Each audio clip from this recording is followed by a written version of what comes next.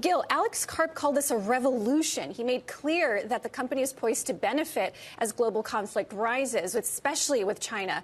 But they also touted its commercial business on its call and in its letter. What do you make of that segment? And are you confident in its growth prospects? Yeah, the commercial segment is doing phenomenally well because Palantir is addressing the need in the market. There's a deep need in the market for implementing AI solutions that can add insight and decision-making support.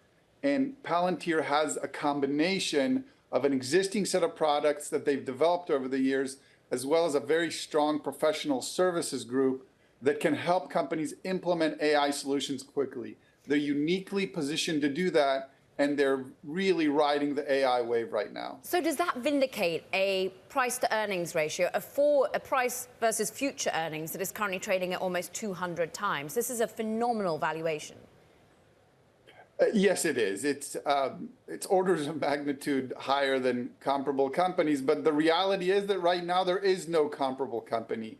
Palantir is the only company at this size that is not only going to grow more than 30%, it's doing so as it accelerates growth. The rest of the software complex has seen decelerating growth, and very few companies at this size can even approach 30%. Let's just talk about that growth, though, because if you go back to 2022, and we heard from William Blair analyst talking about this, he made a commitment to bringing in about $4.5 billion in terms of revenue. So actually he's undershot that. Are you worried about the undershooting of a 3-year target here?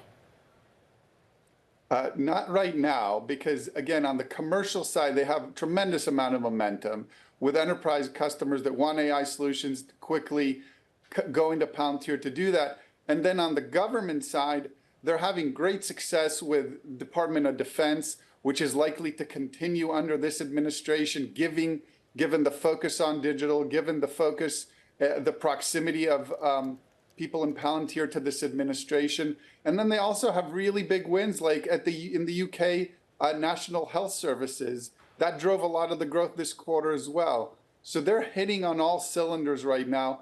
They have a ramp to continue to grow at these rates, even if they didn't reach some of those ambitious goals they've set in the past. Potentially one of those ramps could be Elon Musk's Department of Government Efficiency, which came up on last night's call. I'm curious if that is factoring into how you're thinking about the stock. It does, because the government is running a lot of outdated software that was developed sometimes in the 80s or 90s with code that can only be maintained by people that are retiring. There's a huge need to update all the software code in the government, and again, especially in units of the Department of Defense. And this is what Palantir has been focused on for more than 20 years.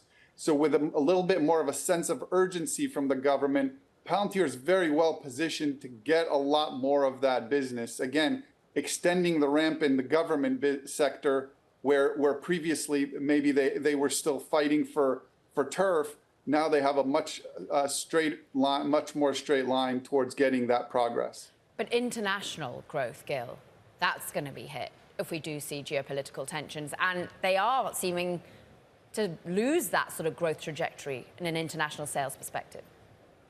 That's right. Outside of the US and the UK, they're having challenges in Europe. And part of it is the political identity. This company is a mission-driven company. They state very clearly that they're there to defend Western civilization, and especially the United States, and putting America first, which again fits very well with this administration in the US. But in Europe, that rubs some people the wrong way. They don't necessarily see that mission as a reason to buy software, and that's where Palantir is not doing as well. Now, there are some political landscape shifts in Europe, and we'll see how those play out. I'm getting real-time messages from hedge fund telemetry, for example, really questioning the market capitalization here, Gil. You talked about why it's vindicated, its unique offering. But just tell us about your price point, because it's actually where the price is currently for the stock. Would you upgrade it?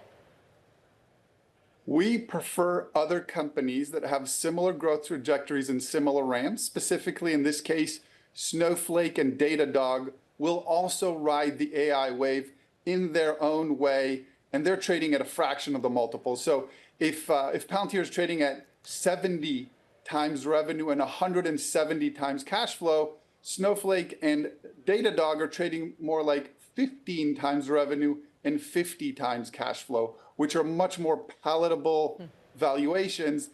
And that's why those are our buy ratings in this sector.